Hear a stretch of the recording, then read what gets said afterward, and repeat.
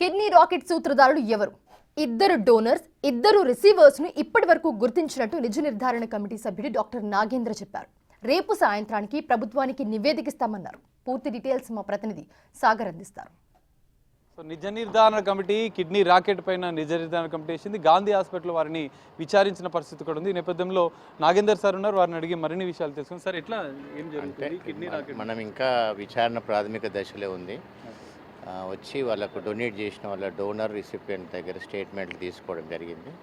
ఇంకా మొత్తం విచారణ జరిగినాకనే మనం ఏమైనా చెప్పగలుగుతాం. సార్, సర్జరీలు అంటే జరిగాయా? వాళ్ళకు డీల్ కూడా చేసింది ఎవరనేది ఏమైనా గుర్తించారు? సర్జరీలు జరిగాయి, మిగతా విషయాలన్నీ విచారించినాక చెప్పగలం. సార్, ఇద్దరు డోనర్స్, ఇద్దరు రిసీవర్స్ సార్, ఇంకేమైనా గుర్తించారు? ఇద్దరు డోనర్స్, ఇద్దరు రిసిపియంట్స్.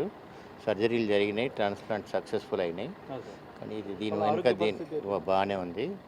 మా గాంధీ హాస్పిటల్లో డాక్టర్లు అందరూ బాగానే చూసుకుంటున్నారు. సో ఆ పేషెంట్లను మనం ఏం చేయలేం కదా, మంచి వైద్య చికిత్స అందుతున్నది. మా మంత్రి గారు కూడా చాలా కాన్సన్ట్రేట్ చేయడం జరుగుతుంది. ఈ దోషులు ఎవరు అనేది నిర్ధారణ చేయడానికి కమిటీ ఇంకా విచారణ చేయాల్సినటువంటి అవసరం. రాకెట్తో వీళ్ళకి ఏమైనా సంబంధాలు ఉన్నట్లు ఏమైనా గుర్తించారా సార్?